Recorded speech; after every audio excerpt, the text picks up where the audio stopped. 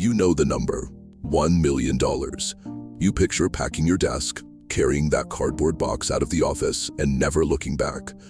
Most of us assume that a seven-figure bank account buys absolute freedom, a lifetime of beach chairs, sunsets, and endless leisure, completely detached from the daily grind.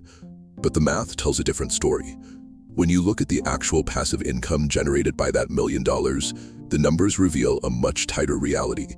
$1 million in a 4% dividend portfolio filters down to a $40,000 annual payout. Divided into 12 months, that's $3,333. After taxes, your actual take-home pay drops to roughly $2,800. You save aggressively for 30 years to hit $1 million, and your reward is the exact same monthly cash flow as a full-time minimum wage worker. Let's apply that $2,800 to the real world. In a mid-tier American city, that money gets stretched incredibly thin. This chart shows your monthly budget. Rent or mortgage carves out $1,500 to $2,000. Buying health insurance out of pocket strips away another $500 to $700. The rest gets swallowed by groceries and electricity before reaching any leisure money.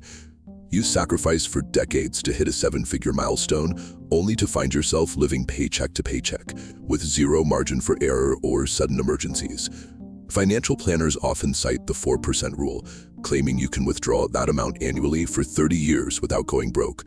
But that math relies on a massive assumption: average market returns and average inflation. Averages are smooth on paper, but reality is volatile. Hitting a bad sequence of returns early in your retirement means the math completely breaks down. Take a retiree who stopped working in 2001. They immediately walked into the dot-com crash, followed quickly by the massive global financial crisis in 2008. Withdrawing that same $40,000 a year while the portfolio's value was simultaneously crashing would deplete their entire life savings by year 20. The 30-year safety net simply vanishes. Clinging to a flat $1 million balance and a rigid withdrawal rate leaves you exposed. A few bad years in the market, and you risk running out of money while you still need it.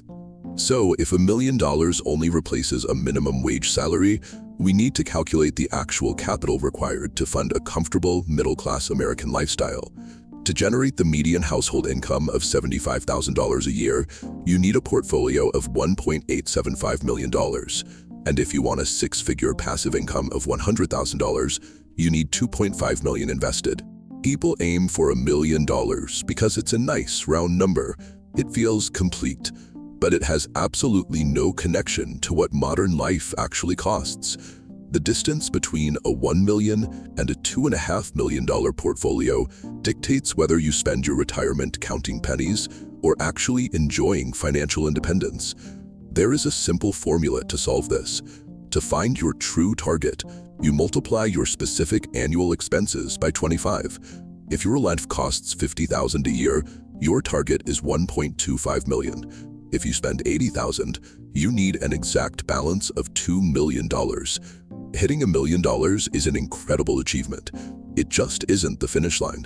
It is the halfway mark, the foundation you build the rest of your wealth upon. Once you have that solid $1 million base, compound growth takes over.